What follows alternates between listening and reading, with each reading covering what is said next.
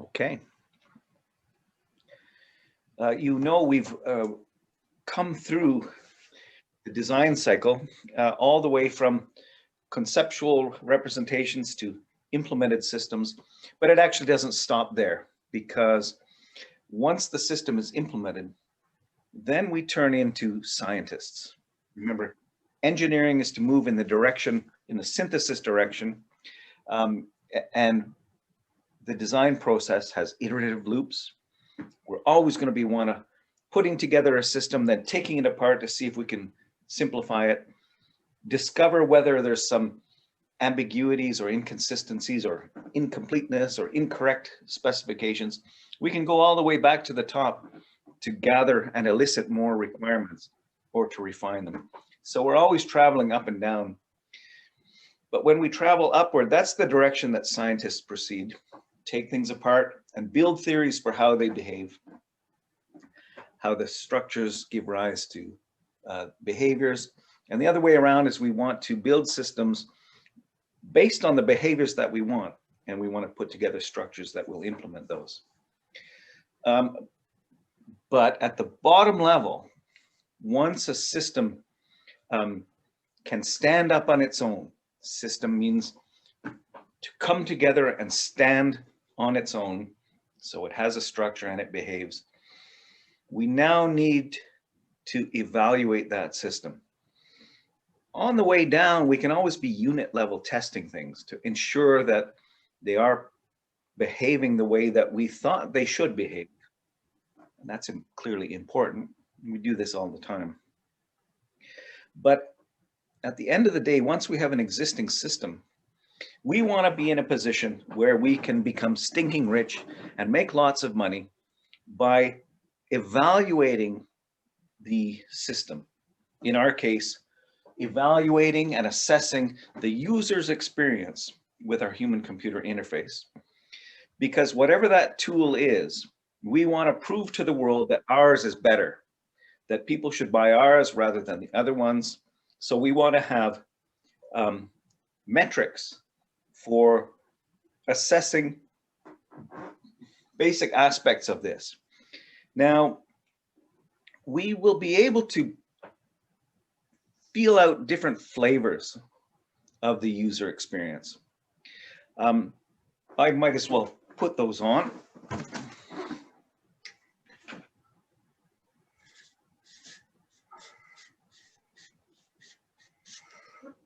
The utility of that system as a tool for human to perform tasks. What do we mean by utility? Let's keep this as interactive as possible so we have some fun on the last lecture. What do we mean by utility?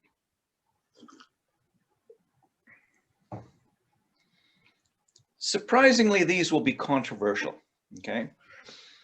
If you open up a web page and you ask, what is user experience? UX. People love to say UX. We can still be academic about this and ask questions. So, utility. It certainly is about usefulness.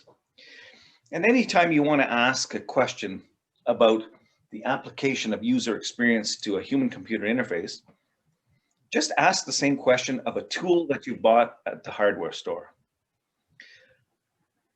Utility, tool use, is about using that system, that tool, in order to perform a task.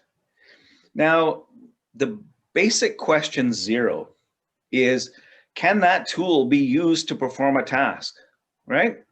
You know, if you want to hammer a nail, will this tool do the job?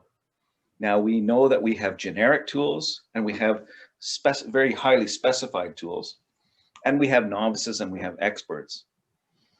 The question is, can a particular user use that tool to perform the task that it was designed for? Was it designed for the right user? But ultimately, it's can they perform the task? And so you see that the answer is either yes or no to utility. To be sure, you can give the user and the tool you can put that coupled system together and ask for a range of tasks to be performed. And if I give you 100 different nails to hammer, maybe some will work for you and some won't. But they will be yes, no in each case. But you can do statistics on it, and you can come up with metrics of utility. But they do basically come down to questions at each time. Was the user able to perform the task? So I hope that's not sounding controversial. That's what we mean by utility. Now, that's usually the first notion of the measure of the tool for user usability, for user experience. The second one is usability.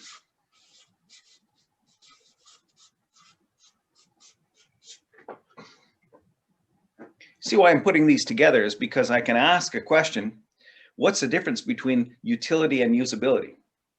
You know, if you go on a web page and it says there's two different things that you can measure, I can back off and say, well, what's the difference? As an academic, we always want to ask these questions.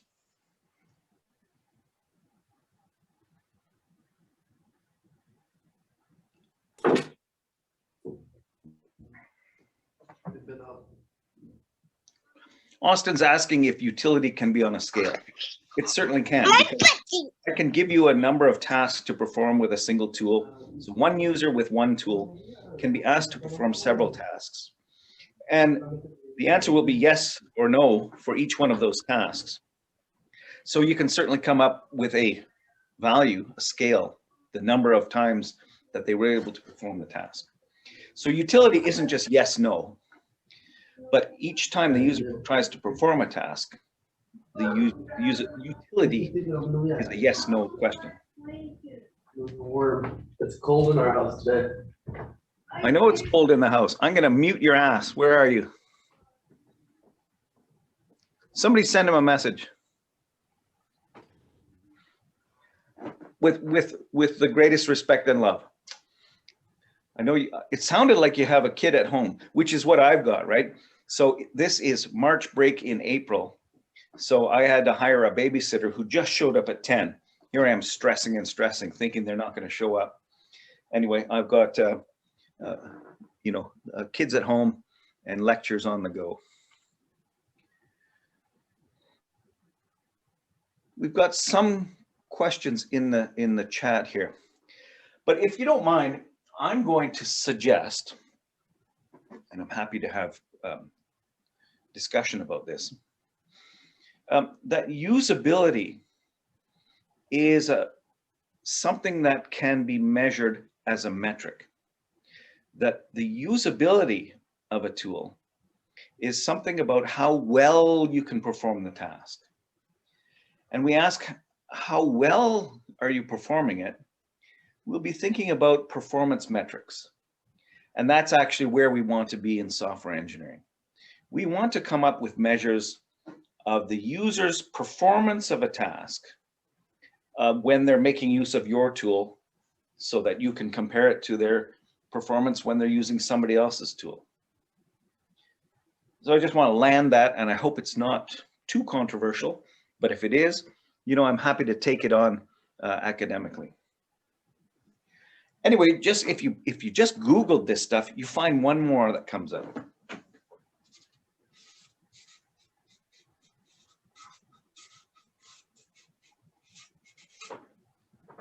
Satisfaction. I can't get no satisfaction. What the hell is satisfaction? And how are we going to measure it? Put a satisfaction meter on the person's forehead. Any ideas? Udi's asking for the difference between utility and usability.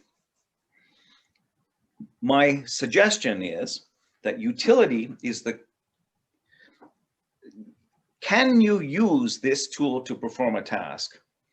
Will become, at any point in time, a yes-no question. But usability, whenever you go to make use of a tool to perform a task, first off, you must have been able to perform that task, right? If utility was 0, There's not going to be any measure of usability on that task. It was not usable if utility was if the utility was false. But if you can perform the task, yeah, so it was utilizable. You can still ask a question. How well could you make use of that tool to perform that task? And that's going to be what usability is about. All right. And that's where we're going to go in this lecture. But let me just deal with satisfaction. Can we measure satisfaction?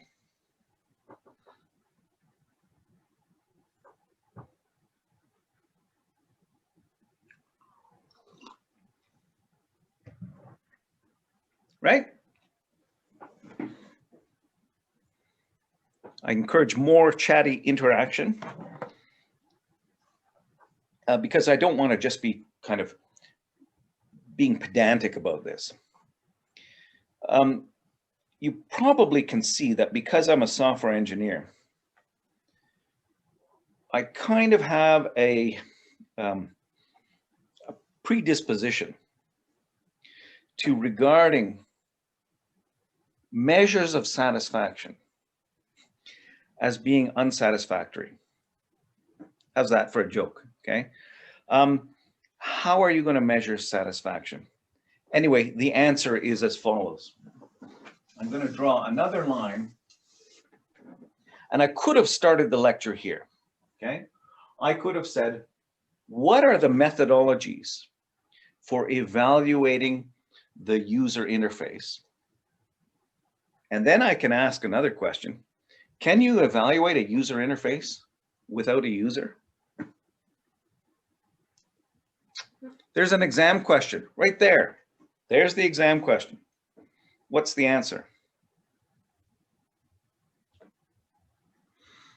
Let's mark the exam right now. Only one student. Let's have a vote. Is it controversial?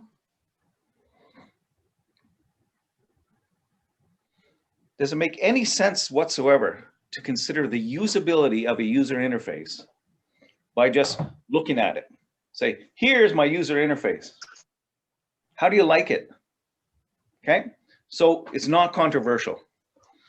You cannot measure usability unless the user is using the user interface. Good, so lesson finished, no controversy there. However, it turns out there are two ways to measure the user and the system, the relationship between those two. And it's kind of funny. Maybe it's ironic, or maybe it's quite fundamental. But all this time I've been talking about languages and how when you have an expression that's a simple expression, you have a subject and a verb and an object. It turns out that the two ways of measuring assessing the user experience with the interface come in two flavors, and exactly two, and they are subjective and objective.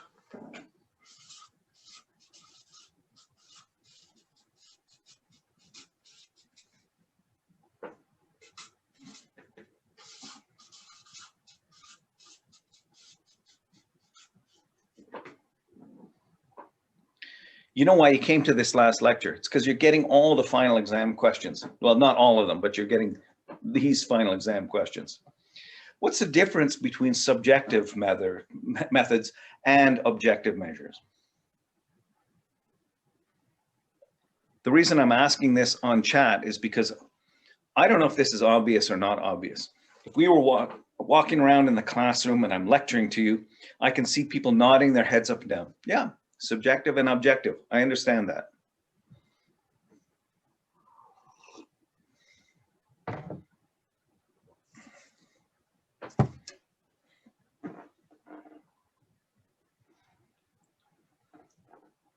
Getting some great answers here. I would like more than just a couple.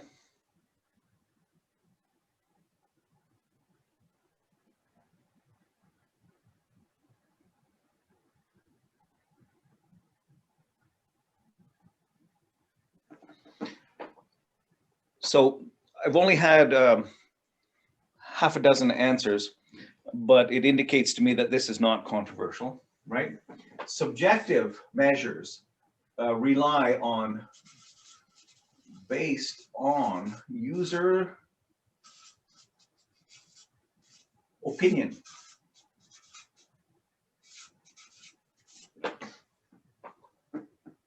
Doesn't have to be a user. I mean, subjective measures apply outside of HCI. This is broadly casting. This is true outside of the domain of HCI as well as inside, that you can have subjective ways of trying to assess any one of these things, okay? But what it amounts to is asking people their opinion. And shortly, we will contrast this with objective measures. But let's just walk through a share screen where I characterize subjective methods in a certain way. You'll see my software engineering background leads me to have a certain valence on these methods, but I'm trying to be even-handed when I deal with these two methods, because there's a huge section of the world out there that does make use of subjective measures.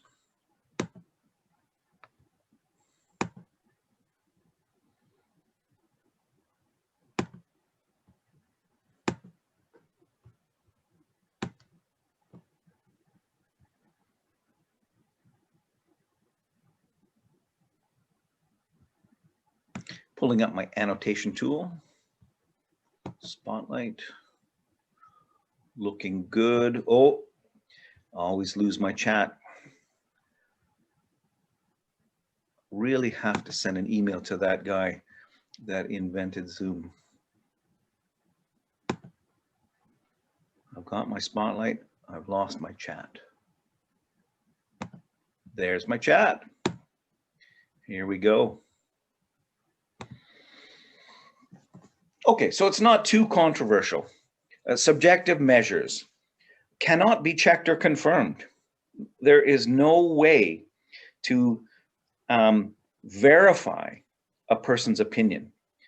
You can ask a person's opinion, but there's no way that you can check whether that was right or wrong, or whether on a scale of 1 to 7, when they said 5, they should have said 6.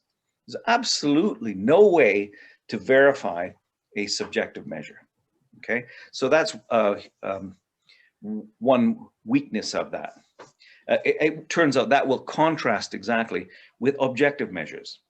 Objective measures are the complement, excuse me, you can check them, you can remeasure them, you can measure them independently, and they can be validated. Okay, so here we're going to walk through some of the problems with subjective measures. And this was first studied by Nod to the Gods, Amos Tversky and Danny Kahneman. Danny Kahneman was an experimental psychologist. And as you know, my research area is cognitive science. So he's one of the pioneers of cognitive science. He was also claimed recently by the business types. So people in commerce have claimed Danny Kahneman as their godfather of marketplace evaluation, because he wrote a book called Thinking Fast, Thinking Slow, where he unwraps a lot of the research that he did with Amos Tversky about cognitive bias. So he basically invented these two invented this area in 1972, and he's still going strong. He won a Nobel Prize for that, by the way. Okay, so have a look at these effects. And if you're curious, just pull up a separate screen and type into Wikipedia, list of cognitive biases. I'll give you a second if you're curious to do that.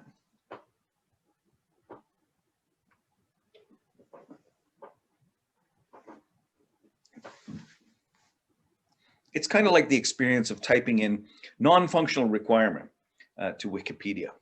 You get at least 100 different categories. And my job in order to curate this is that I'm going to walk you through some of the ones that you ought to know. Logan is asking if it'll be posted. Logan, come on speaker if you want, or read chat. What are you asking will be posted? Word document. Is it not up there? My bad. It's there, right? Good. Is it there? I'll check. Somebody else come on chat. You see this up on resources? Good. Okay, Yudi's got it. It's all up on chat. And I'm going to, I don't like just dumping a bunch of stuff onto resources. It's only good if I can curate it for you. So here we go. Let's proceed. From my perspective, and so that's the course perspective, I'm only going to talk about a few of them. You know, it would be ridiculous to walk through all 100. Even if you're given a grad course on cognitive bias, you wouldn't cover them all. There's nothing to stop people from throwing up new ones onto Wikipedia. But the ones I've chosen are the ones which, if you ever were interested in getting a job, and the job title was Software Engineer for User Experience. You know, user experience is a reasonably hot topic in on the job market. And you can bet that if you go to a job interview, they're going to ask you something like, can you tell me what the Hawthorne effect is? So I'm going to tell you, but let's walk through some of the ones that you already know. Let's start with the placebo effect. That is a cognitive bias. You all know what the placebo effect is. If you're trying to assess whether or not a certain treatment, you know, like a pill, it doesn't have to be a pill, any treatment. If you want to assess whether it will cure a headache, no matter how scientific you want to be, there is no way to measure how much headache you have objectively. You must make use of subjective measures. Same thing goes for pain. If you're a psychologist and you study pain, and there are people who build their careers around that because it's a very important thing, you have no objective way of measuring the pain that somebody is going through, except to ask them, how painful is that? So they say things like this: on a scale of 1 to 10, where 10 is the most painful experience you ever had, how much pain are you having now? So that's a subjective measure. And if you try to be scientific about coming up with a treatment, it's well established that if you say, okay, I'm going to give you a treatment now, and you want to test scientifically whether that treatment is effective, what you have to do is take a population of people, and you have to give half of them your treatment, and you have to give the other half a placebo. You have to give them a pill that looks the same, tastes the same, but does not have the treatment in it. And then what you do is you discover that for each of the people that you've given the placebo, they feel better. They report less headache than they had before taking the placebo. Now, when you give the pill that has the treatment, not only will they have placebo effect as well. So when you receive a real treatment, you will have placebo effect. You will feel better. But if you can show that the treatment group is significantly different than the placebo group, that's when you have a scientific leg to stand on suggesting that your treatment was effective. Okay. So, you know, the question is, why is there a placebo effect? What's the deal with that? And the deal with that is that people have cognitive biases. They think that if they've had a treatment, so even if you had a placebo, you think it's possible you had a treatment, if you've had a treatment, you will report improvement in your experience. Work through a little bit more quickly here. Novelty effect. Novelty effect. It's the suggestion that if something is new, if you have a different way of doing things, will that be beneficial to you? And it's established that if something becomes new, you will report that your experience is better or that you're performing better. Whether or not there was anything beneficial about that new innovation. Halo effect. Interesting one. This comes in as a function of the fact that there is an observer and a subject. So when you perform experiments, the subject, the person who's being studied, will often interact with the observer, the person who's running the study. Now, if it turns out you happen to like that person, that they're a cheerful person, that they're somehow attractive to you, that you think they're great, that you want things to go well for them, then you are more likely to rank the improvement in your performance higher than if the person was not judged by you as being attractive or cheery or somehow somebody you want to help. So that's a huge problem, right? If the conditions of the observer can affect the subject, then that's a big problem. Pygmalion effect, kind of related. It's about the observer expectancies. Pygmalion was a sculptor who created a sculpture, and then he fell in love with her. And he saw the sculpture as being more and more beautiful. The sculpture's name was Galatea. And so if you search through the list of cognitive biases, there's also the Galatea effect.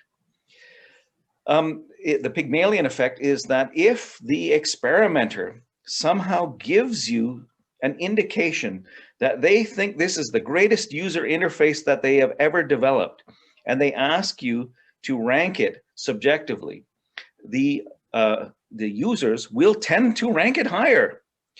Contrast that with the Golem effect. Golem effect is also about a sculptor who creates a sculpture, and the sculpture comes to life and becomes more and more evil. And so the sculptor became more and more guilty about this creation, this monster that had been created. And if you say to me, hello, sir, what has this got to do with HCI? Well, it has everything to do with HCI assessment. If an observer comes in and says to you, I don't know, we've been working on this for a long time. We had a lot of bugs in it. We've had a lot of problems with this. Everybody's been working their hardest and their best. And we have that whole COVID thing, by the way.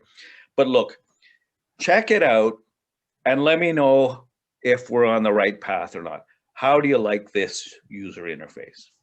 Well, you're going to tank the user's result. So that's the contrast between the Pygmalion effect and the Golem effect. It is very difficult to conduct assessments where you have subjective queries being put to users by evaluators.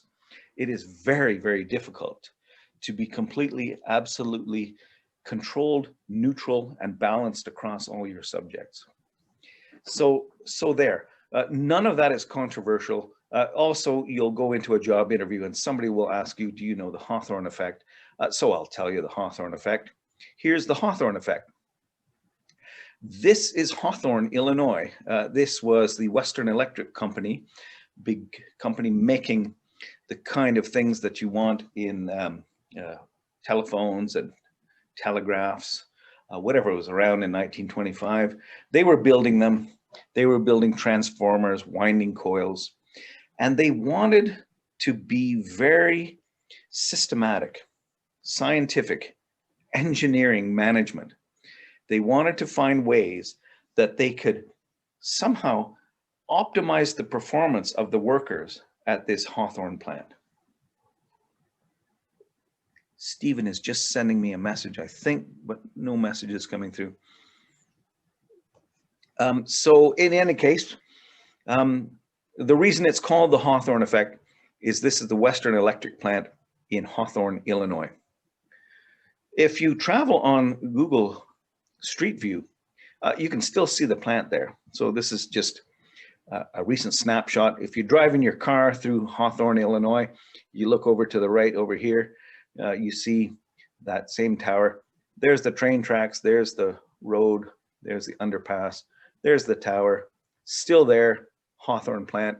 It's not functional, but it is still held as an edifice. Pretty famous place, the Hawthorne plant.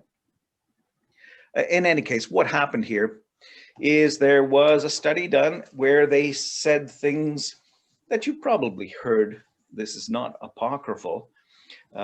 You've always heard people say that, oh, they've done studies that if you paint the walls green, that you will feel better. Well, they tried that kind of stuff. They took rooms of people who were working and they would paint the walls in one room green and they would leave the walls of the other room the same. So you have two groups, you can be systematic, and you can measure the output of the workers. How many coils did they wind? How many mistakes did they make? You can put other subjective measures as well, but they were really looking to optimize the output from the workers in the plant. They did things like manipulate the way in which they would offer lunch and breaks and the time of the scheduling of their day. So they would do things like shorten the day and shorten the breaks, or expand the day and give more breaks, or shuffle it around so you don't have a morning break, but you have a longer afternoon break. Whatever manipulation that they would make, whatever treatment that they would offer, they would find at first, you know, let's say you lengthen the day, but you also expand the length of time of the breaks. They found that when they did that, they got increased productivity. Then, because they're being scientific, they would manipulate it again, and they would shorten the day and shorten the breaks. And they found that they would increase productivity again. And then they would go back to the first treatment, and they would marginally increase productivity again. That no matter what they would try, productivity would increase. And then when they would set their optimal, whatever group they were studying, leave the room green and set their breaks the same because that was optimal for them, they would pack up their study and move away. And within a few months, productivity would go back to exactly where it was before. And the Hawthorne, although there are some questions about the methodology, that doesn't change the fact that the Hawthorne effect is the effect which arises when people who are being studied know that they are being studied. And so you can try to, so you can also say, hey, sir, what the hell does this have to do with HCI? Well, it has everything to do with HCI, because if you're trying to measure the productivity of people who are using your user interface, it's probably pretty obvious to people who are part of your study that they are in your study.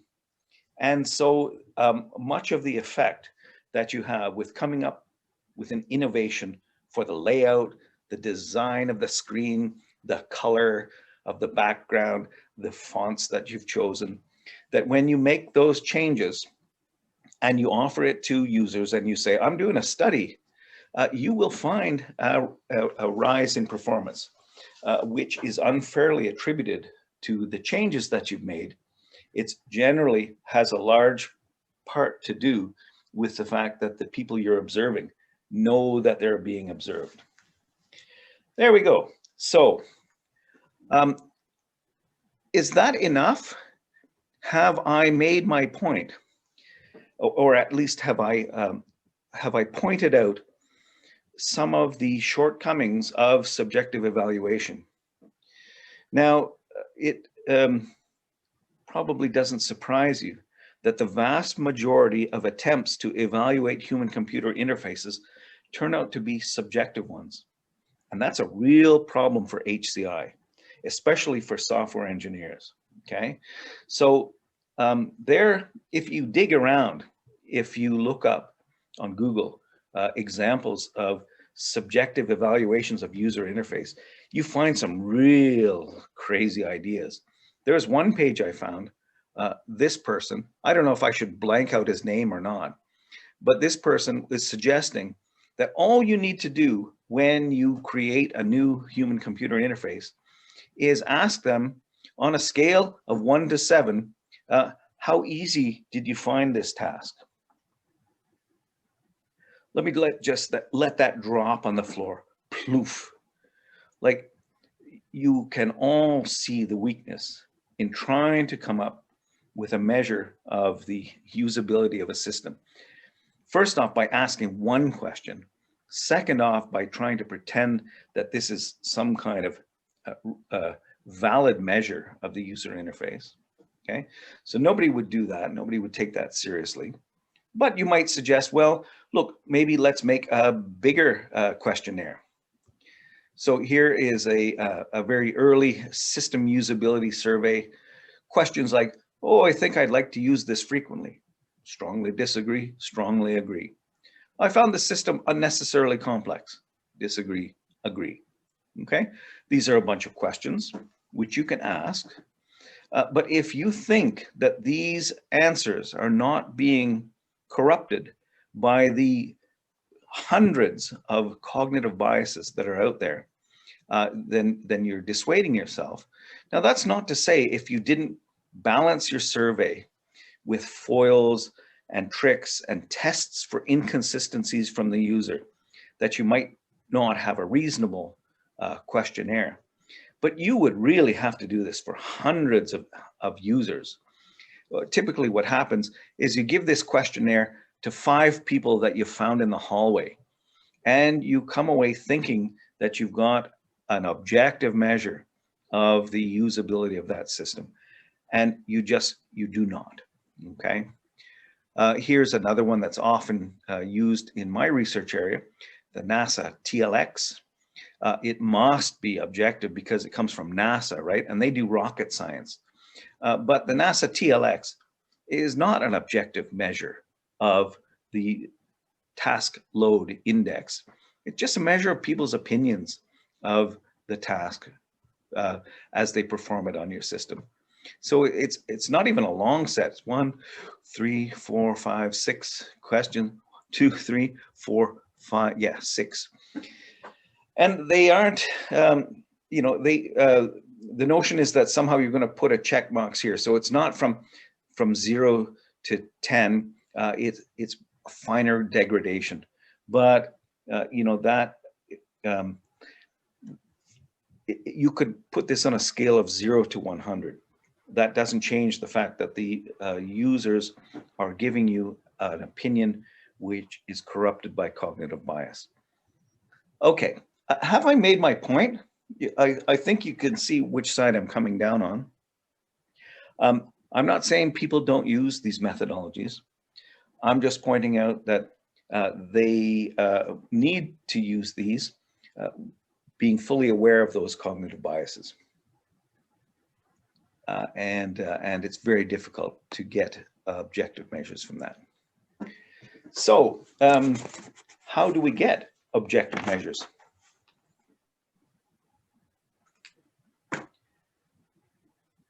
Good chance to give you a chance to recharge your coffee mugs.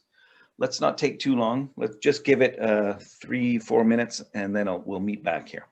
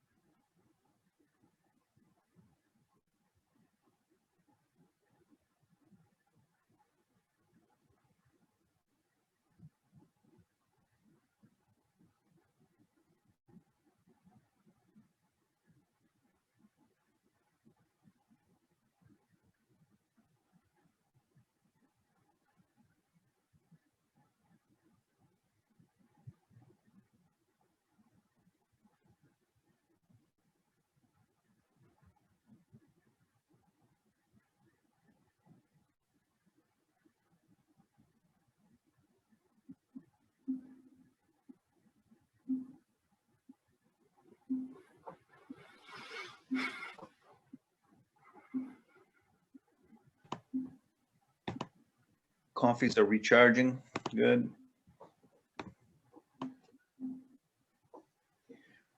Just going to put 4 words to summarize what we just said.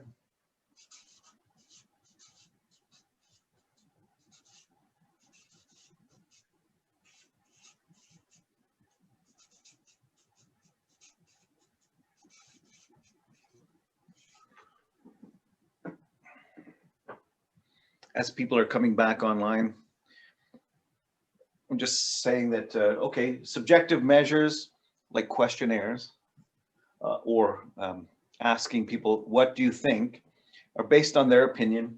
These are corrupted by cognitive bias. There's a lot of cognitive biases. And look, my lecture isn't going to kill subjective evaluation methods. They're not going to stop tomorrow. They're going to keep on going. People are going to do this. And it's not bad. It's just really hard to do. And so when you become the owner and the founder of an engineering corporation, which is producing human-computer interfaces, you will want to hire experimental psychologists to design the questionnaires that are being used in very large comprehensive studies where you pay attention to the validity of the models or the inferences that you're making from your measures. It's extremely effortful because of this problem.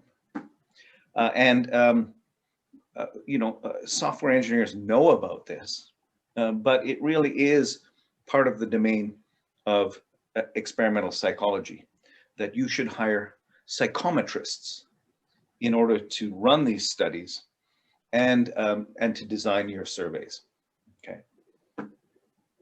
Now, is there another straw afloat? In fact, are there many other ways of doing it?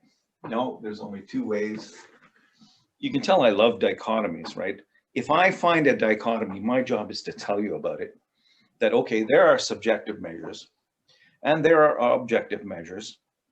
What other measures could there be? They're basically 2, this is a dichotomy, okay? So how do I introduce objective measures? Well, I don't want to be too pedantic, so you reach into your experience and think about what are objective measures. I'm going to play a party game with you. It's like a magic trick, okay? Nothing up my sleeve. You know, I'm going to offer you a deck of cards. I'm going to ask you to pick one, and then I'm going to tell you what you thought. Aha. So think of a task. Think of a human-computer interface that you're designing, which allows users to perform a certain task, okay? Everybody pick one. Pick a card. Think of a task. I don't care what the task is. Human-computer interface task. I'll give you 10 seconds to pick one. Lean back, have a coffee, smoke a cigarette, smoke a reefer. You know, it's legal in Canada. Dream of a task. I hope everybody has a different task. And to put myself way out on a limb, doesn't even have to be a task that's performed using a human-computer interface. Could be a human-machine interface, but that's a trivial extension. How about a task that's just being done making use of a tool that you bought at the hardware store? Think of one of those tasks, okay? And we're going to try to evaluate the performance objectively where you're making use of that tool to perform the task that you're thinking of. And the question I'm putting on the table for you is, what are the objective measures that you could make to try to come up with estimates of the performance of that user using that tool to perform that task? And here's where it's all going to come down to the chat. Used to, in the before times when I would walk around in the lecture hall, I could always see that there are some students who are going like, okay, I've got one. So I would pick on them and I would say, well, what task did you have? And name one objective measure that we can measure that does not rely on the opinion of the user or the opinion of the experimenter. Because remember, the cognitive biases, the reason cognitive biases slip in and such a big problem is that you're asking the opinion of the user from their cognitive system. You talk to a cognitive system, you say, what do you think? But it's also the experimenter has a cognitive system. So they have biases as well. You've got this double jeopardy problem. So we want to come up with objective measures. In other words, measures which do not rely on anybody's opinion. So now you've all been thinking about a task. Everybody's got a task. Everybody's picked a card. Now everybody on the chat, come up with one objective measure that does not rely on opinion, that could allow you to say something about the performance of that task by that user with that tool.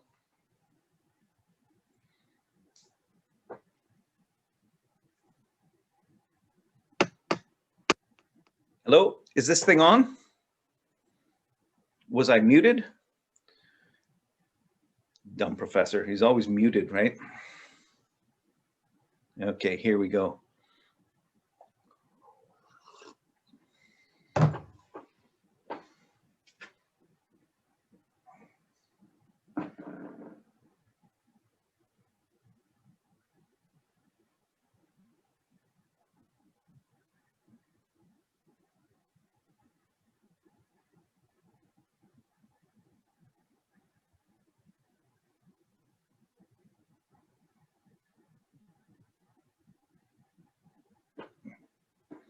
Aiden, this is the first time I've seen somebody do a gym performance. This is good. Are you suggesting, I don't want to twist your words, but can I paraphrase you by saying that you got a set of reps to be performed and that the performance on that is how long it takes for you to do that? Is that okay? I don't want to.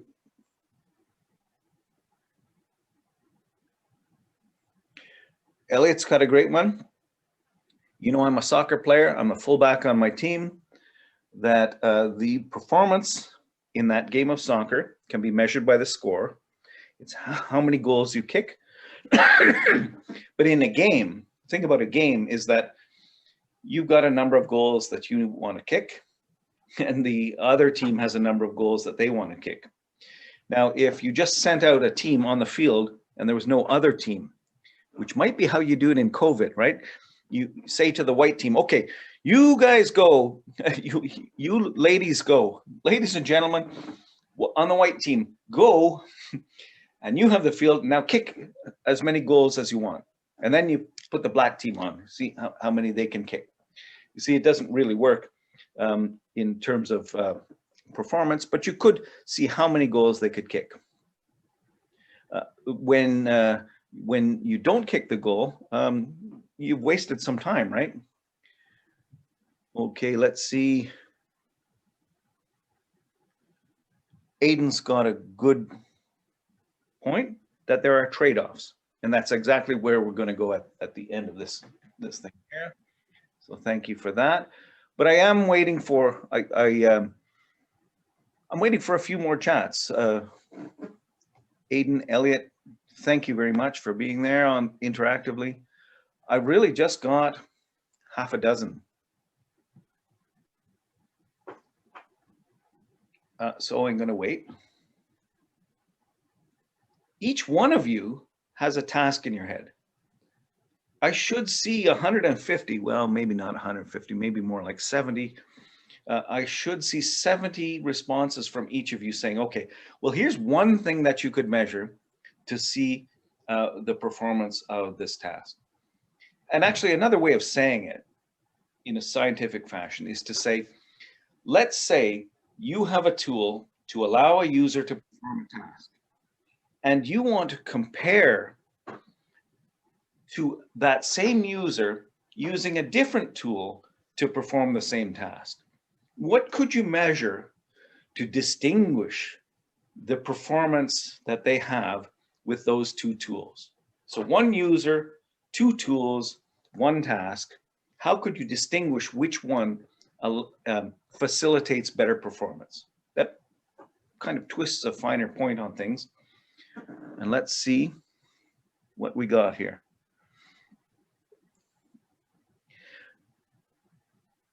Video game by completion. So the beautiful thing about video games is they are games, and as you know, games must have a mechanism for scoring. You must know how close you are to your goal state.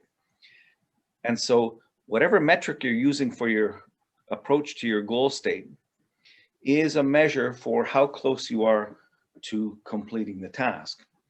And so that is a nice measure. How far are you from the task, from completing the task? Yudi had one. You got a task of cutting down a tree, and then one test is if the tree fell down, it worked. If the tree didn't fall down, it didn't work. Now that's a good example of utility. But the question is, if I give you 2 power saws and I give you the task of cutting down a tree, and I would have to make sure they're kind of the same tree, how could I distinguish which one is performing better than the other? To be sure, if one can cut it down and one cannot cut it down, then the one that could not cut it down is shot down on the runway. It did not have utility for that task. But let's pretend that you have 2 tools which both could perform the task. Then back to you, Yudi, how would you measure which one was better? Which one cut it down faster? Okay, so I'm trying to see which, if we have anything different, okay? But so far, what we've got on the board is this one, time. I better switch into speaker view.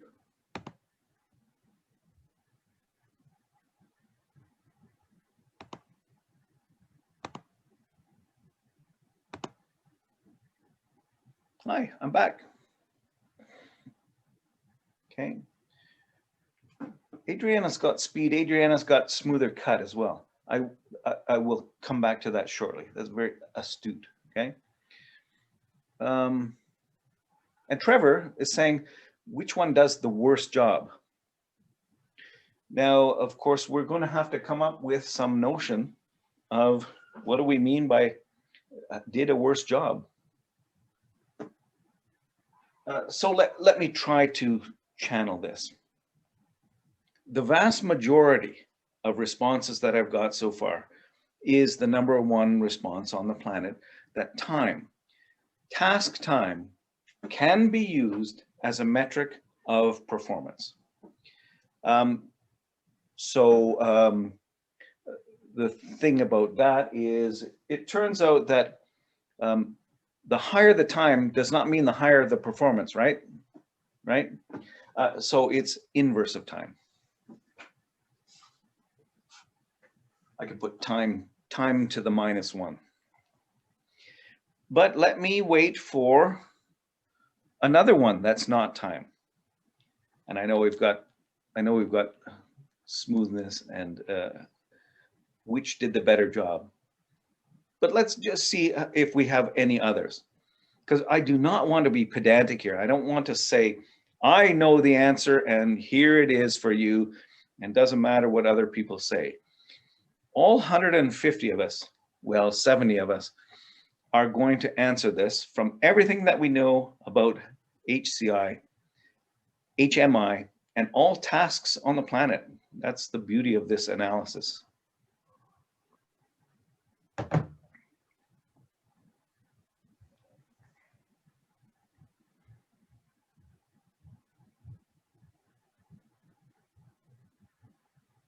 Let's go back to, I'll slide up on the chat. But one of you suggested, who kills more people in the Fortnite in the arena? Was that good?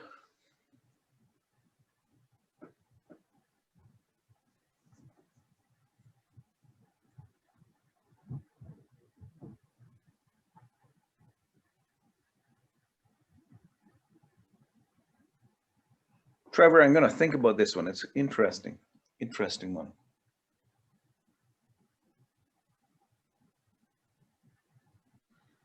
I'm not shutting you off, Trevor. I'm going to just think about it for a bit. Surviving is the goal of Fortnite. What allows you to survive longer?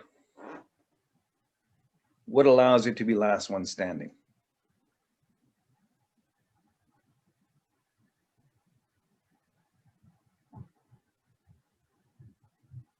Get some gear, hide in a bush.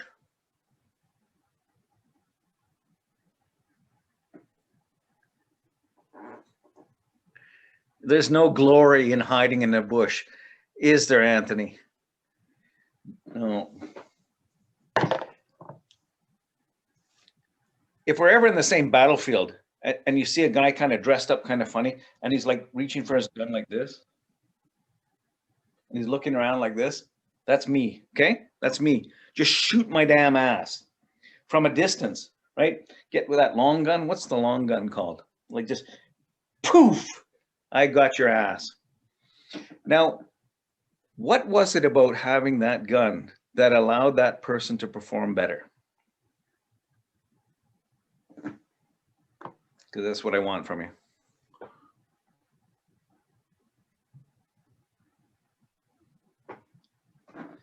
Sibtain, all we're asking here is which is the better, what makes you a better player? Adriana, thank you. I don't think this is controversial, right? But it's accuracy. The more accurate you are on your task, the better you cut the grass at the one level that was prescribed, not too high and not too low, the more it was just right where the blades of grass are 1 inch long, that's a better cut.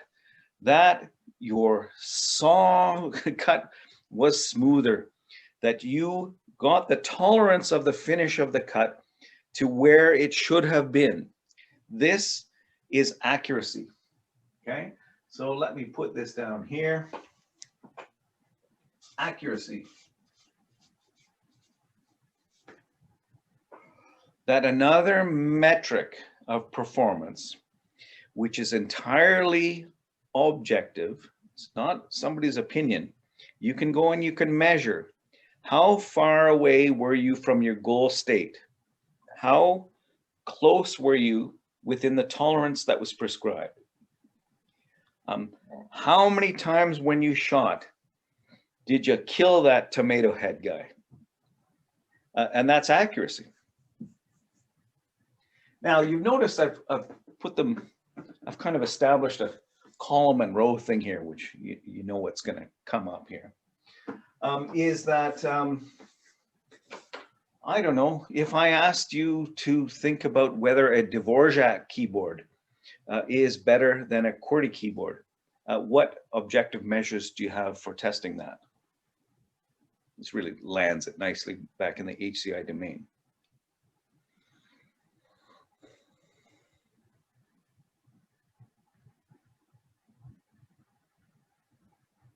And Aidan, all we're asking here is what gear allows you to have better skill, right? You could do a study on this.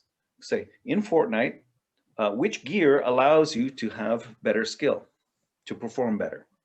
So you can do these studies. What's DPS? Is that drops per shot? Damage per second. Yes, damage per second. This is nice. Hold that together, because that's where the punchline of this lecture is. Coming right up.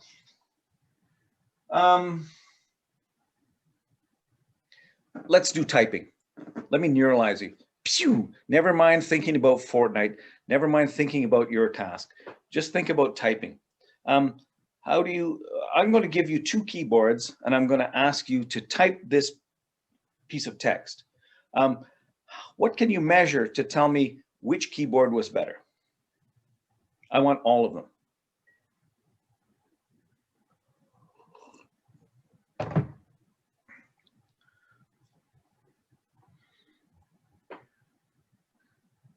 Not controversial, okay? Number of errors, number of mistakes.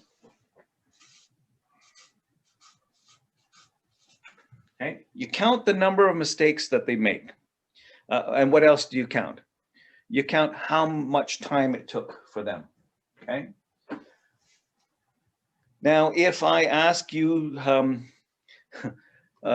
performance in a first-person shooter game, what are the measures of accuracy? What are the measures of performance? One of them is accuracy of your shot. The other is how many times you can take a shot. Not controversial, right? So it's the speed at which you take your shots, okay? So there is speed.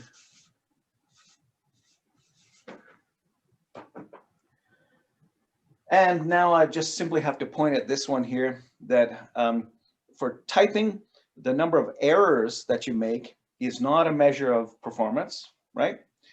It's an inverse measure of performance. So it's like 1 over error. I want this to be metaphorical. It's like inverse of errors. And this one is inverse of time.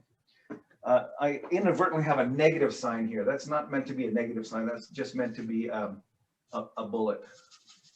Take that off. Here's one, here's another one, here's another one, here's another one. They're just meant to be a bullet, not a negative sign. Okay, here, good. This is going very well. Now, how many others are there? Let's get some more. We've got all day, so we're not going to move on until I get some more. I've got mistakes. Mistakes is errors. Accuracy, or how many words you got correct. That's good. Okay. Speed we've got words per minute, which is interesting because it's a speed measure. Let me go up here. Accuracy. We're trying to measure which tool is better. Jennifer says precision. I'm with you, but is precision not accuracy? Is not the same thing?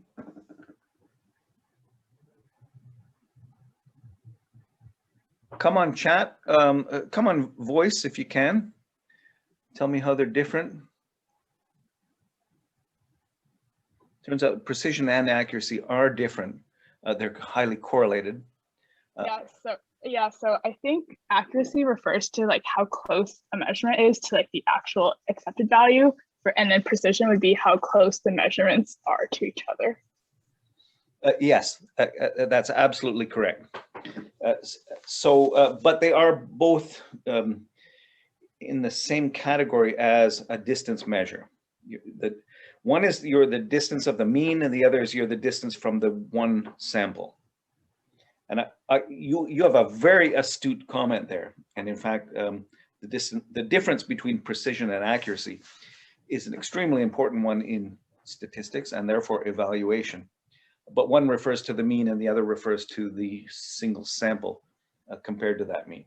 So that is a great answer. And why don't I just put precision as coupled with accuracy?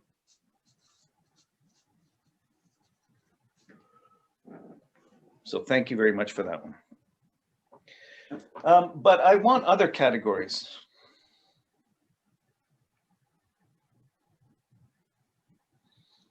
I want some categories that are not related to time. And I want some categories that are not related to distance. Here we are back on time and space, right? Are there any others? This is like a wedding. Speak now or forever hold thy peace. If there are other measures of performance, let's get them on the table here. Now, what always comes up often, and I don't know if anybody said it on the chat, is learnability. How easy was it to learn that tool use? Is that a good one? That's a pretty good one, right? Everybody like learnability? Certainly related to HCI. But if you don't mind me suggesting that what learnability is to examine performance over time. So if I just sneak this one over here, if I say there's this thing called performance, and if we examine performance over time, that the learnability of a system is to examine the rate of change of performance over time. That you'll start somewhere low and you'll move higher and higher and higher, and you probably will plateau, although you might continue to improve. So certainly on a logarithmic representation of this, you might continue to get a straight line, get incrementally better as you continue to make use of a system. But in fact, this is simply begging the question, what is performance? So whatever performance is, if you look at it over time, that's what learnability is. Succinct, not controversial, but that deals with learnability. Are there any others? Come on. You don't want to play, do you? You don't want to play. Anyway, the answer is there are no others. There are no others, okay? The objective measures of performance are either going to be speed and accuracy or the inverse of time and errors, which with a moment's consideration, you realize that one over time is speed for the task. And 1 over errors is a measure of the accuracy of the task. But for 2 different kinds of tasks, this is the kind of task where it's discrete selections. And these are the kind of tasks where it's position. And all we've got is position and selection when you're interacting with a system. And what we have seemed to come to a tacit agreement without too much interaction is that you've got the time-based measures and you've got the accuracy-based measures, and that's all you've got. Okay, not controversial then? Okay, good. So that's good, because now we have a very small set of measures that we can make when we're trying to interact with tasks.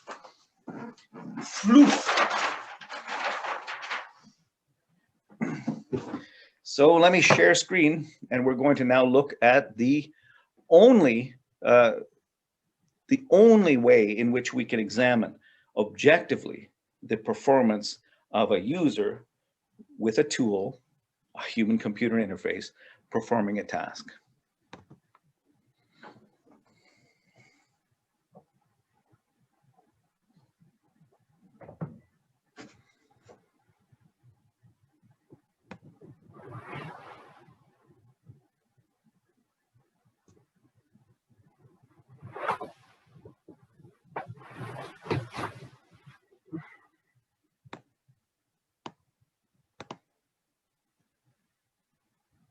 Just have to search around for a couple of pictures here.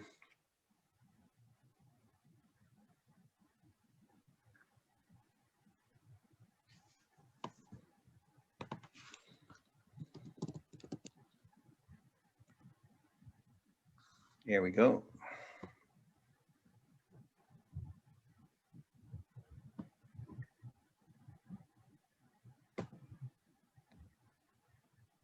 Perfect. Zoom share screen.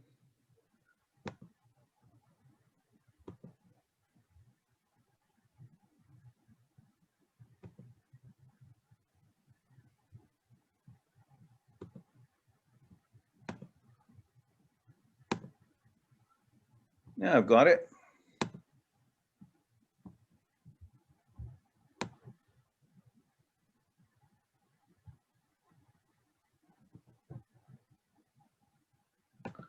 Annotation tool, spotlight, chat.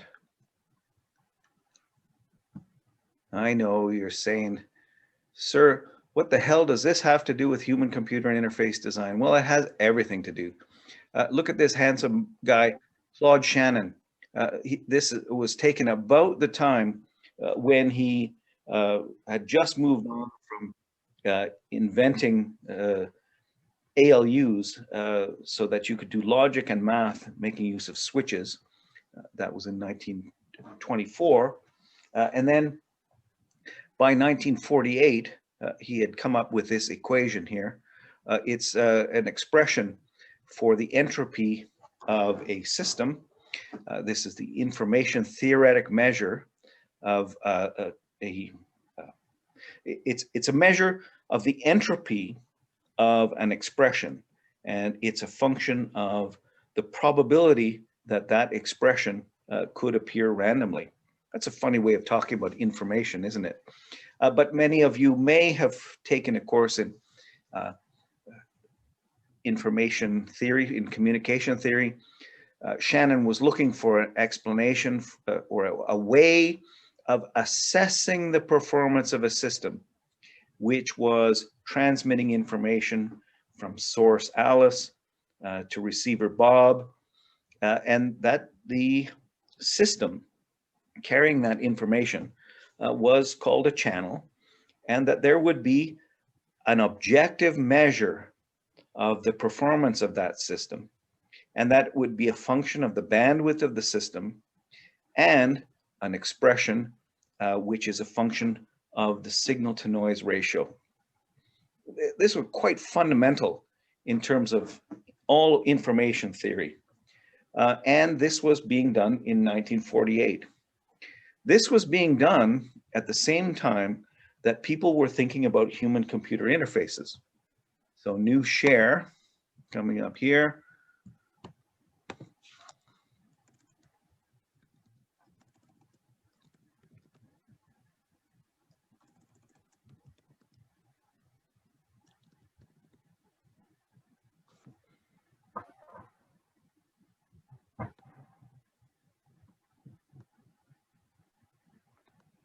Well, I've got his picture uploaded. I won't search around on my screen. Here we go. There he is. Paul Fitts, 1954. He was hired as part of a defense initiative to think about the design of cockpits. And so he had to come up with some thoughts about how you would, whoops, I hit the wrong button. I almost ended the meeting. Cancel that. Share screen is what I want. You know, the trouble with Zoom is it's always hiding your control.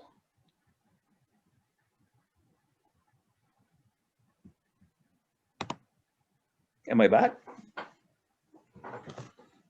It's just me, right? Not a share screen.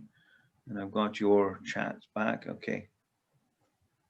So Paul Fitts began to think about how you would measure the performance of a human-machine interface. You're designing a cockpit, you're putting pilots into kill or be killed scenarios. You better make sure they're optimized.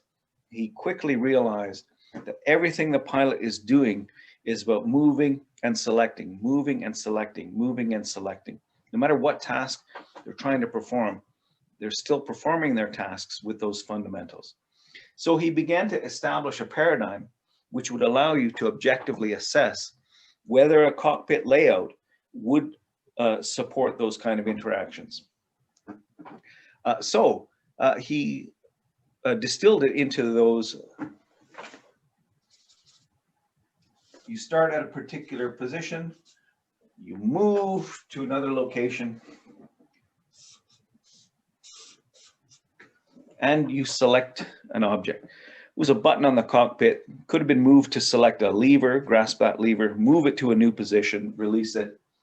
But he distilled it all down to this notion that every leaf node of a complex task was being implemented by a hierarchy of moves and selects. So if you want to measure the performance on that, you want to tease apart the speed and the accuracy with which they're performing that. And you want to recognize the fact that there is a problem. The problem is that what are you going to do? Are you going to optimize speed or are you going to optimize accuracy? Let you think about that for a second.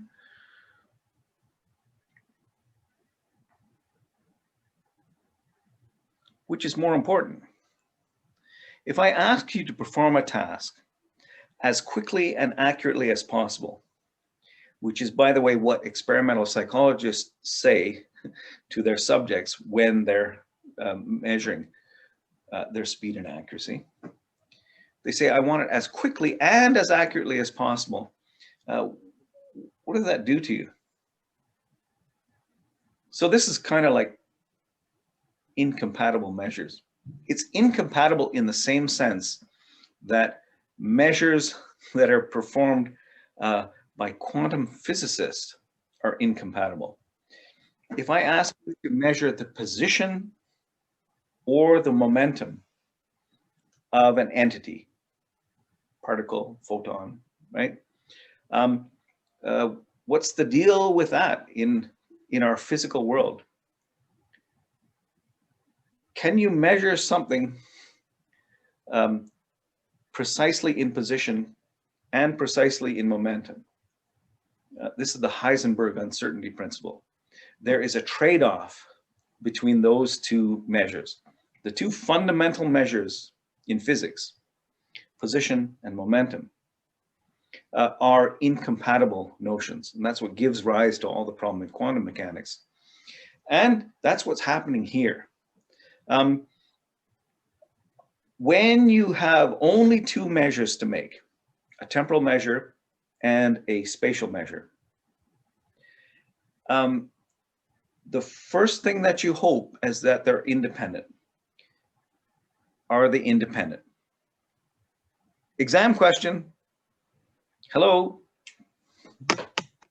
Is this thing on? Are they independent measures or are they incompatible?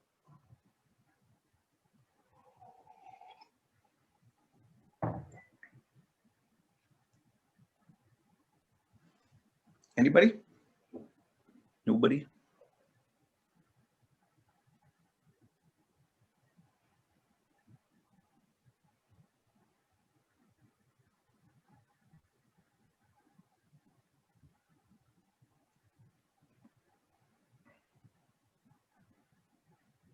Let's have a vote. Are they independent? Yes or no?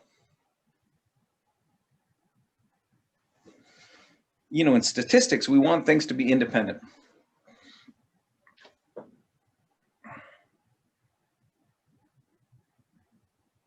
Excellent. It's not controversial, is it? And what's that called? That's called the speed accuracy trade-off. If I have a task and I ask you to improve your performance, you can either improve your accuracy, you can strive to do that, or you can strive to increase your speed. But if you strive to increase your accuracy, it will come at a cost of your speed. And if I ask you to increase your speed, so you'll perform better, it will come at a cost of your accuracy. And there is nothing that you can do about it. That is called the speed accuracy trade-off. And that's a final exam question. All of us here now understand that, because it's not rocket science, right? We all know this, but it is fundamental, and it's especially important if you're trying to measure the performance of people doing a task, right? All you can measure is speed and accuracy, and you got a big problem. The two are not independent. So Paul Fitts recognized this. And he recognized this in circa 1951, at about the same time that Claude Shannon had just come up with information theory. That's why the paper that I've uploaded is Paul Fitt's classic paper, The Information Capacity of Human Performance as a channel of command and control. So humans perform tasks which are moving and selecting, and that's all we can do, and that you can measure their performance, and it'll be in terms of speed and accuracy, but that they're not independent. So he had to come up with a task where he could control, where he could think about the relationship between speed and accuracy. And so if he asks you to move a distance A to a target, and he's going to measure your time on doing that, the way in which he can manipulate accuracy is by changing the width of the target, right? Am I right? So now we have an experimental paradigm. This is Fitt's classic experiments, and he repeated it for pushing buttons, for moving levers, for setting dials. You can do this for playing the piano with your fingers. You can do this for playing the piano with your feet. You can do this for touching targets with your nose. That the following relationship always occurs. That if you go to measure time, inverse of speed, as a function of the distance that you want to move, that there is always a monotonically increasing relation. That is, the distance to the target increases, the time it takes to get there will increase, and that is an uninteresting prediction, okay? So that's just physics. But what he also hypothesized is that if you measure time as a function of W, what should happen? Right? You can predict the graph that as W increases, time will decrease. Okay? But that there's a scaling factor between these two, that you can couple them together into a dimensionless quantity.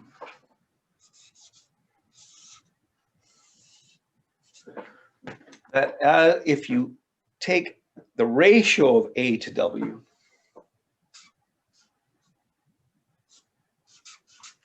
and you look at time, that there is still a relationship which is monotonic in its change.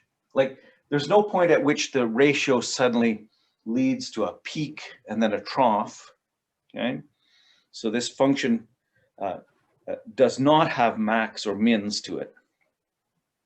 But in fact, it grows upwards, okay? And then, because he's an experimentalist, he's thought of as the first engineering psychologist. So thinking about engineering measures, objective measures of psychometric functions. So when you're an engineer, although I don't think they do this in the 1050 lab anymore, but if you're interested in trying to come up with an explanatory model for the performance of a system, this human-machine interface, that if you're trying to investigate the power law that's underlying things, you plot it on log paper, because on a log paper, you begin to look at the exponential part begins to straighten out. So if it's a ratio that's driving this, then you'll get linear relationship. Poof, that's exactly what he got.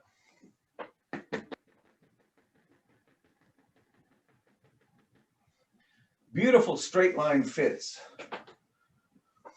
And it's just, it's a funny joke, but his last name was Fitz, and it was about fitting this straight line to things. And by the way, his name was Fitz, F-I-T-T-S, and he's coming up with a law, and it's called Fitt's law. So you don't say F-I-T-T''S, that's incorrect. You say F-I-T-T-S', meaning it's Fitt's law.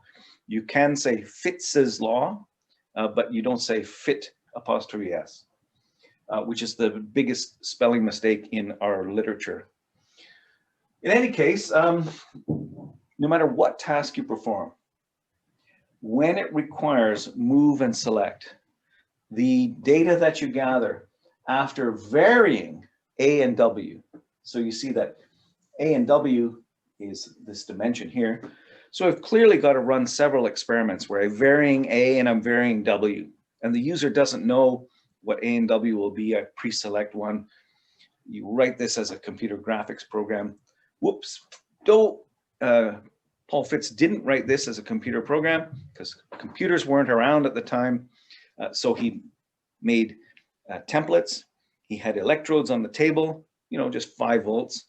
And you would hold a stylus and you would move from a starting block to a target, and that the target was offered to you as a cutout within cardboard. So the experimenter could place down these random choices of A and W in front of you. You open your eyes, you click from the start, land on the target. Mind-bogglingly easy task. However, the time at which it takes for you to perform this task, when you measure it objectively, falls onto a line with razor-thin precision. And because this always happens, there's a lawful mechanism in place.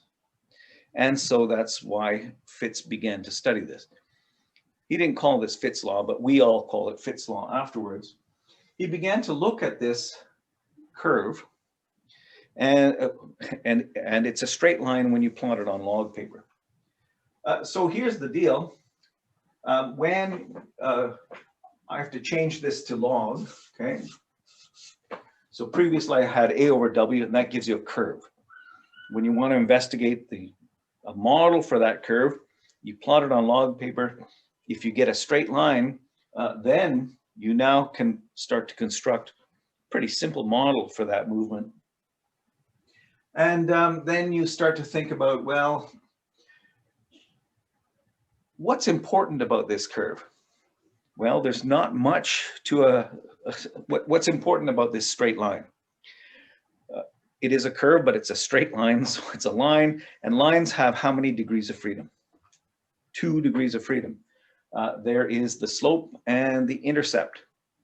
So let's think about the intercept.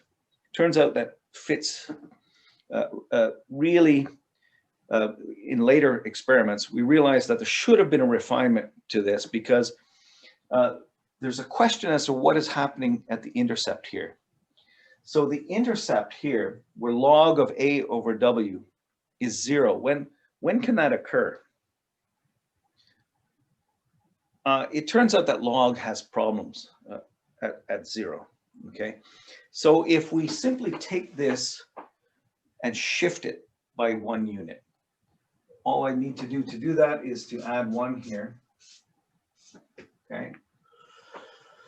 And so now we still just have a straight line fit. Shifting the axis didn't change the fact that it's straight, but it does affect the interpretation of this intercept. So now, interactively, under what conditions would log of A over W plus 1 be 0? And when I say that in terms of an equation, what would that look like on the diagram up above? Who's a brave mathematician? Let's see if you can work through this.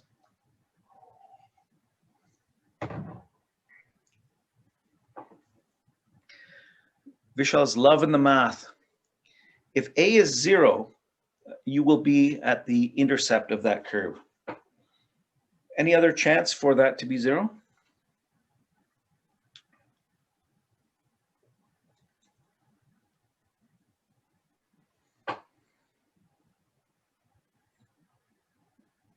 I love being interactive because then I can get a break. I can stop chatting for so much.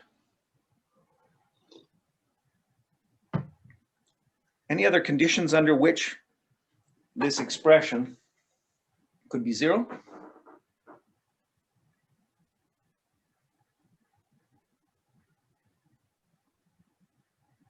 on, we're all engineers. We love math. The reason we're in engineering is because we love math. Nobody? Really? Nobody? Or is everybody making coffee? Thank you, Trevor. If W is really, really big, or A is really, really small, this thing is going to 0, isn't it? So the point down here, one interesting thing about straight lines is where they intercept this axis. When might that happen? If A is 0, so what does it mean for A to be 0?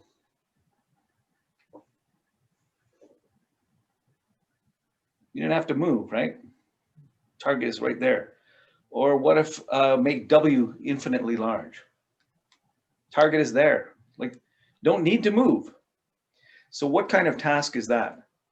What kind of task is it where I put on a light and I say, push the button that's right under your finger. It's a distance 0 from you and it's infinitely wide. Should this be 0?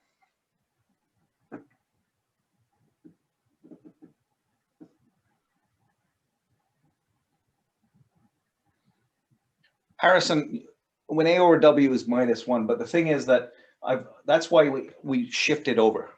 Because if we shift it over, Adriana's got it exactly right, that this is a objective measure of the performance of the user. This is called reaction time. That if I turn a light on and I ask you to push a button that your finger is already over top of, the amount of time will be non-zero. To see that the light comes on and to push the button is a measure which is extremely predictive of your performance. It's called reaction time. Reaction time varies with athletic performance, it varies with age. It's a great measure of the performance of a user. It's just kind of the 0th, the easiest measure of performance. But that's an important measure, is that this thing here, this offset here, we're going to call this reaction time. So in psychometrics, it's called RT. Everybody calls it RT. Good. So RT is one of the degrees of freedom of this curve, psychometric function that is always there for these tasks. What else is there? Slope. And it's only slope that's left. Line just has 2 degrees of freedom. So what is the meaning or the interpretation of slope?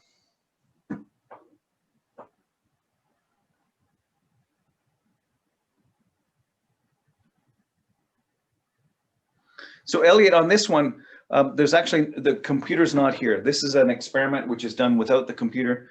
We're just asking a user to say, okay, here, do this task, and I'm going to measure how long it takes for you to do it. And we're going to find out that there is an extremely precise lawful relationship between your speed and the difficulty of this task. Okay. The question is still on the table. What is this, the slope? What does it mean?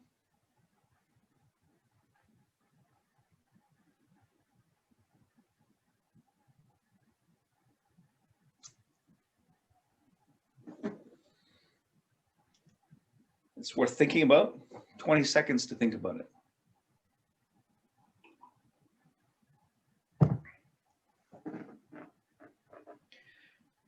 Another way to think about it is take it to extremes, right? What would it mean to have a higher slope than a lower slope? If a user performs this task and they have a higher reaction time, what did that say about their performance compared to somebody which had a lower reaction time? Well, that they perform worse. Higher reaction time, worse performer. Okay, so that's not controversial. But let's say you find 2 users who have the same reaction time, but one has a higher slope than the other. What does that say about the first one?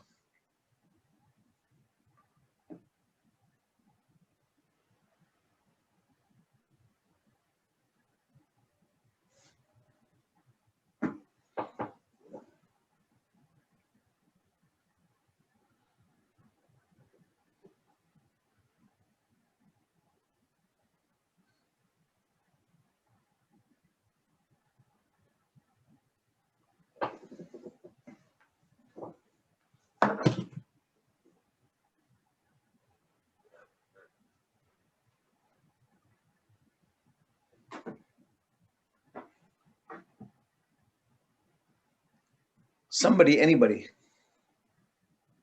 I know the answer.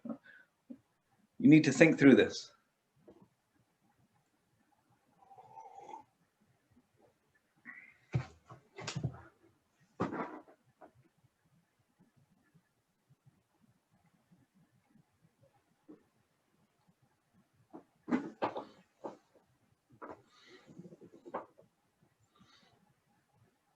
Eric, thank you for being brave. And you're right. Elliot, let's see, slope is change. Yes. Eric, you're correct. Elliot, you are analytically precise. The way in which we think about a slope is in the rise over the run. So what does this rise mean in relation to this run? Slope is the ratio of a rise over run. This rise is the extra amount of time that it took compared to this one. So this point gives this time, and this point corresponds to, there are 2 times. But what's the difference between being at this point and being at this point? Well, the difference between these 2 points is that this one was more difficult than this one. This one either had a higher A, further away, or it had a lower W, required more precision to hit it. So semantically, whether it was higher A or lower W, this is more difficult than this one. So as we increase the difficulty of the task by virtue of the geometry of the task itself, okay, the layout of the user interface, if something is further away or something is smaller, we've made the task harder, and that increase in difficulty has cost you in time. More time, bad performance. So this slope, the rise over the run, is an inverse measure of your performance. It's a measure that interrelates time and the difficulty of the task, okay? And that, as it turns out, will give us what we want to be measuring here. But let's just write this as an expression. You know that, what's the expression for a straight line? If I couldn't squeeze you to be interactive on the other one, let me squeeze you on this one. What's the equation for a straight line? Everyone can get this. Do I make this an exam question too? Y equals mx plus b, thank you. Which one is y? What's y? Good. And what's x? We know that the 2 degrees of freedom for this curve are the slope and offset. Graham, blah, blah, blah, log of blah, blah, blah. Precisely correct. I should put that on the final exam, right? The answer is log of blah, blah, blah. So when I want to give the equation for this, it will have the form y equals mx plus b, but it's not posed in terms of y's and x's. It's posed in terms of y is t. Okay. What's x? It's blah, blah, blah.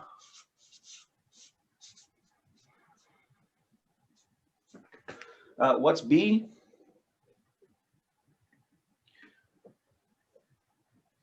What's b? RT, right? And what goes in front here?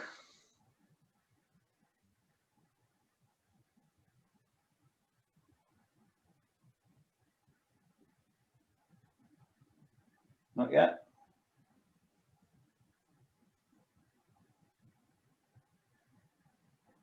The slope. Actually, yeah, it's the slope. And what did we say the slope was? What's the relationship between slope and performance? John, thanks. Like, those of you who are loving this are loving this. It's the inverse of performance, right? We've all agreed that if I make the task a little bit more difficult, it costs you in time. Now, if it costs you more in time than for the other person, that there's an inverse relationship between slope and your performance metric compared to those. So this will be a function of your performance, but it's simply inverse function. That's 1 over IP. So this is Paul Fitt's notation for this. IP, the inverse of the slope, is the index of performance. Beautiful. There's a measure of performance here, reaction time, and there's a measure of performance here, the way in which you take more time if the task is made more difficult. So the less time you take as the task is made more difficult, the higher your performance. Okay, good. So we're starting to look like engineers, aren't we? So now here's an engineering question, which is, by the way, a final exam question. If you go through all of my lecture notes, everything that's uploaded, like everything I said, it's an exam question. It's an exam question, okay? Here's the question. If we've got an objective measure of performance, surely we can ask a question, what are the units of that performance metric? How the hell are we going to do that? We're all engineers. We all love equations. This is all about physics. This is space and time. What are the units of IP? How do we figure this out? If you're an engineer, the reason why engineers love physics is because you don't even have to remember equations. You can just figure out the units for any quantity just by looking at the expression. You do a dimensional analysis. The way you do a dimensional analysis is you just strip out these variables. This is software engineering, so I can talk like this. Each one of these things is a variable, right? In computer science. Same thing in physics. So every variable can be associated with a type. That's the type token distinction. Same thing happens in physics. Any value has associated with it a dimension, right? What are the dimensions of these variables? What are the data types of these things? And remember, data types have to balance, not only in highly typed languages, but in physics, okay? So let's play that game. Let's run a dimensional analysis. What are the dimensions of T?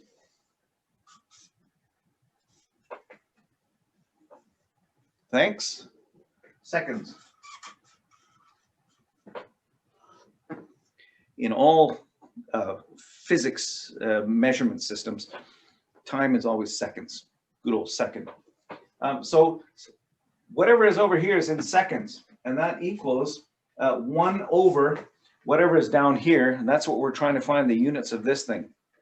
So it better balance with all of this stuff over here. Let's come over here. Plus, what's the units of RT?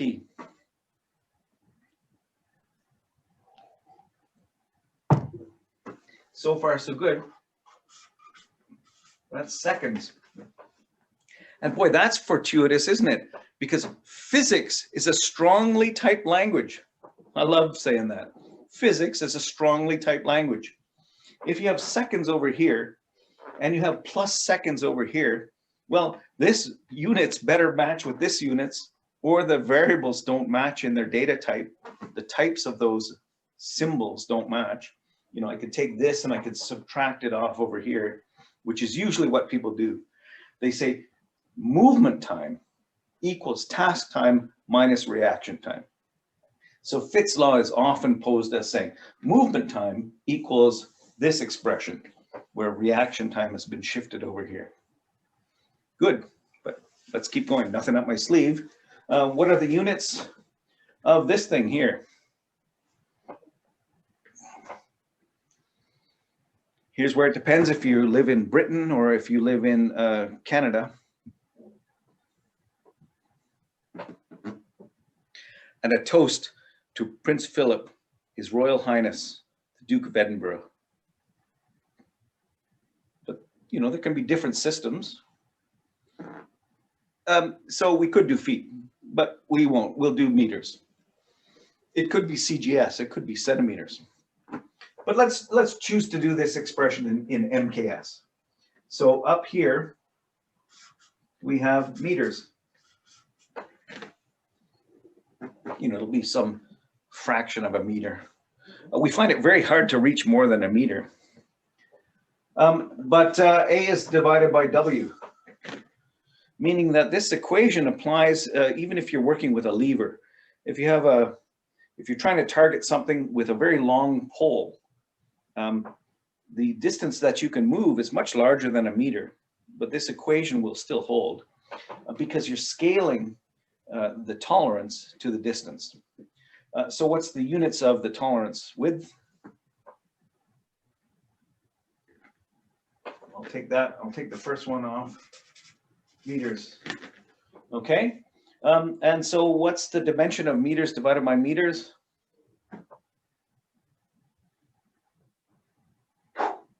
Dimensionless, okay? Which is a good thing because we're adding 1 to it. What's the dimensions of 1? Unitless, okay? Plus 1, plus nothing, right? So this stuff in the brackets is unitless. Can we yet say what the dimension of this thing is?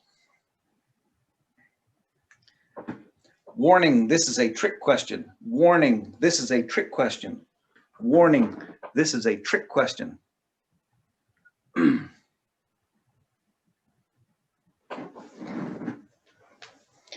What's the dimension of the log of a dimensionless constant? I love asking this in a software engineering class because we are all engineers. We are responsible for this stuff.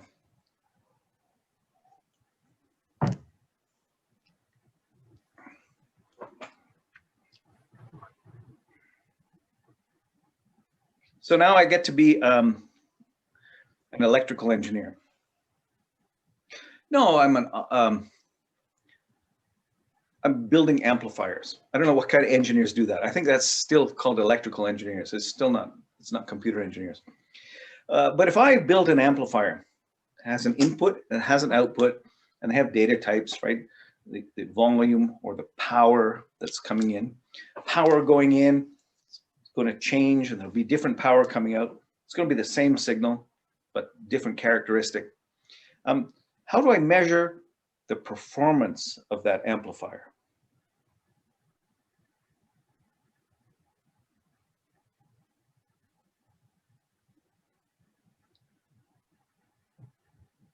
Anybody bought an amplifier recently?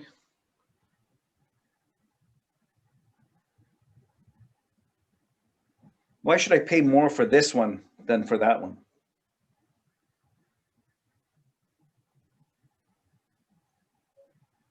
Because of the way it amplifies the signal. You know, you put in this power here, and that power comes out, and the amount of money you pay for it is a function of the ratio of that input or output. But you never leave it as a dimensionless constant. You do what our godfather of AT&T Bell Labs did, right? If you think that information theory came from a place, it came from AT&T Bell Labs. That's where Claude Shannon was working. That's where Ken Thompson turned the B language into the C language. And Ritchie and Kernahan took the C language and wrote Unix. And from where these ideas for developing operating systems and tools and everything that we use as software engineers all came out of Alexander Graham Bell's little lab. Anyway, Bell was interested in taking signals and transmitting them to other places. So he had metrics of performance, and they named the unit after him the log 10 of the ratio of the output power to the input power, which is a dimensionless constant, is called a decibel. Okay, so 10 times log 10 of output power over input power has units of decibels, meaning that log 10 of a dimensionless constant is a bell. Oh, Canada. All right, so the question now on the table becomes, what does the base of the log have to do with the unit? It has everything to do with the unit. So it turns out that if you want to take the natural log instead of log base 10, it's no longer called a bell. The units, the natural log of a dimensionless quantity has units of nats. I don't make this shit up. And now on the table is what do you call the log base 2 of a dimensionless quantity? Waiting for the answer here. It's all comes back to Claude Shannon, because Claude Shannon had to come up for a name with this.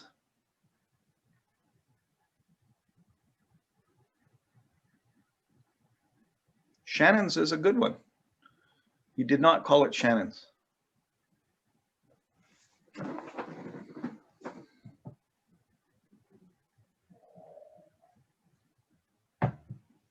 Although I love it. I like that a lot.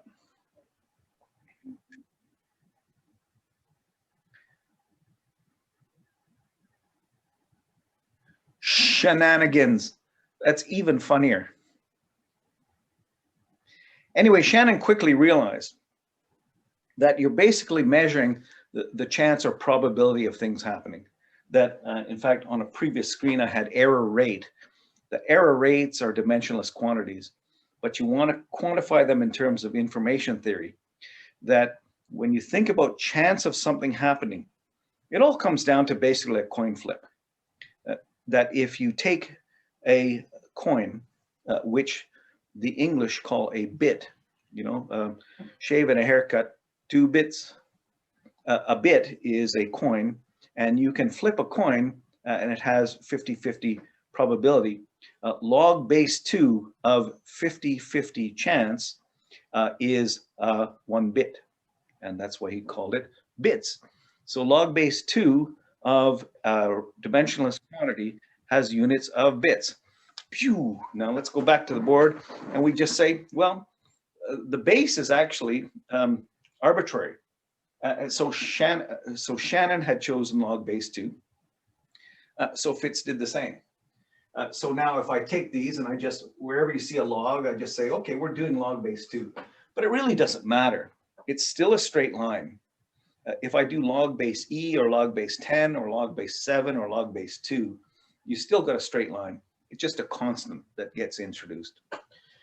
But if you do log base 2, then the units of this are bits. And so if the units of this thing, log 2 of this thing, if the units of this thing become bits, then I can ask what the units of human performance are. And this is an exam question.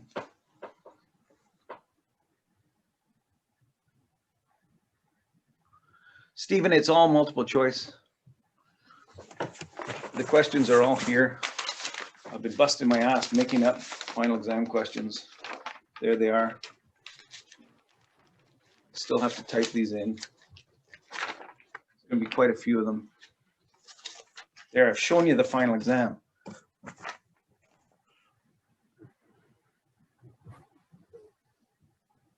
Nice try, Kay. Oh yeah, we can make a lot of money from these papers. I'll leave them at a drop site. Come on back in. There we go. John, you got it. Bits per second. Bits per second, IP. In order for the units of IP to work, the units here must be bits per second. Because 1 over bits per second works with this. So this is bits. This becomes inverse seconds per bits. The dimensions of the index of performance, objective measures of human performance performing a task with a tool, is bits per second. And isn't that glorious? This is an information theoretic measure. The number, the inverse of this ratio is bits per second. So there we have it. The implications of this are that if you want to measure the performance of that coupled system, a human with a human computer interface, they're performing a task, that what you need to do is you need to provide them with a set of tasks, each of which can vary in their difficulty. The index of difficulty is that if you're moving your gun and you're trying to aim at something very, very small, then you can come up with a geometrical measure of the index of difficulty of that task. But if it's a selection task, then what you do is you use what Shannon had kind of intended the information theory to be for. If I have 26 keys that I need to press, then I have 1/26 chance of hitting the right one or the wrong one, that at any particular time, there's a chance that I can make an error, and that will be a measure of the index of difficulty of that task, selecting one of many. And that will evolve over time, so I can measure the difficulty in terms of the error rate and the speed in terms of the inverse of time. That's exactly what you're getting when you measure the words per minute. If you go to measure words per minute, yes, you measure the time it takes, but you subtract off a penalty for every mistake, which is basically proportional to the chance that you could have hit it wrong.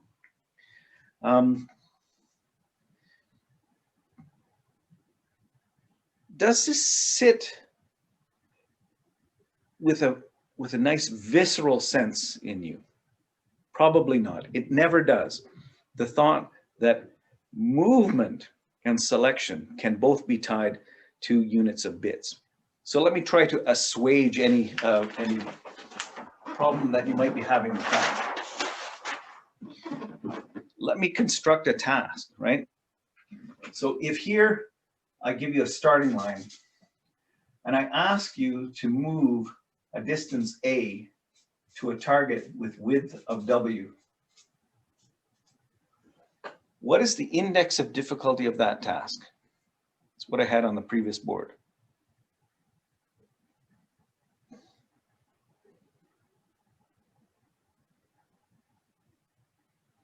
Can only do it symbolically. I haven't given you a quantity, right?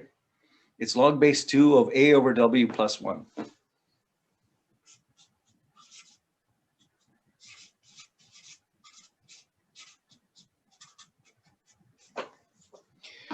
Now, suppose I have a task where I'm asking you to move from here a distance, I don't know, 3 units to a target whose width is, I don't know, 1 unit. What's the index of difficulty of that task?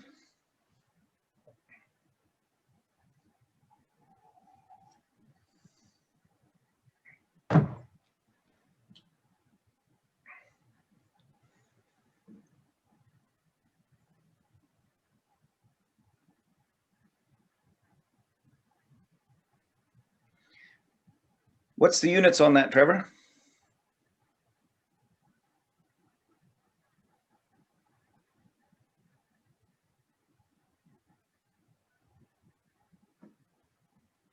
Jennifer wants to go. Jennifer, we're done. You can go. This will be uploaded. What I'm trying to do here is to assuage anybody's concern that bits is a funny measure of a movement task. So I'm just telling a story. So everybody's free to go. 2 bits.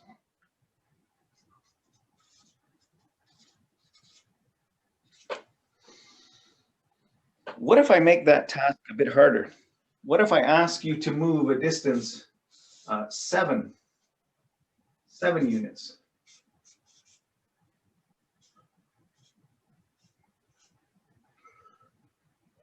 Compared to a distance here. I'll call this 1.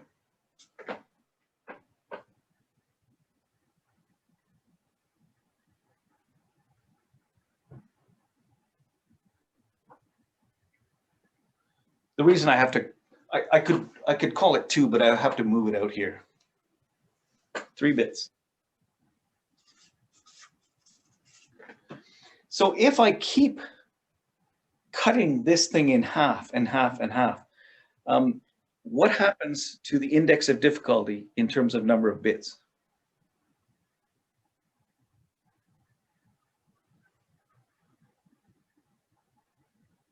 Every time I make the task geometrically half, it increases by 1. So that's beautiful, right? Now, what if I decreased it? What if I set it up so that I have a task where the thing is either on the right or the left?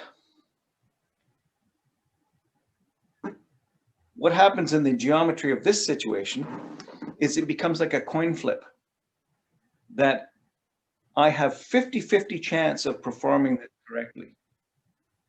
And so this becomes a task which has 1 bit of difficulty. And if I make it infinitely wide with 0 chance, then the index of difficulty becomes 0. That's the intercept. That's when it becomes just a reaction time. So now what you see is happening here is that the precision by which you are asked to perform a task is a measure which really nicely corresponds to bits. If I ask you to reach to 1 pixel on a screen, which is 4K, okay? So I say there's going to be a 1 line so thin, razor thin, because in 4,096 pixels, I want you to get 1 of them. You can calculate the index of difficulty of that task. And it will be the number of bits that you would need to resolve that position as an address on that space. So the log of the ratio of the distance to the width is really just a measure of resolution. And so therefore, that makes it much more natural to think of the resolving power of a continuous reach to a point, that the resolution to which you are demanding that task is a measure of the index of difficulty. We have no problem thinking of the resolution of a space in terms of number of bits it would take to resolve that space. And the amount of time it takes for you to achieve that precision is the balancing measure of performance. That bits per second is how precisely can you achieve your target over an amount of time. And there we have it. That's the way in which we can think about objective measures of performance. It translates also to selections where you're doing one of many. It's just that you need to think of the error rate as inverse, but you still evaluate that over time. Okay, well, thanks for sticking in the extra 20 minutes. I know some of you had to rush off, but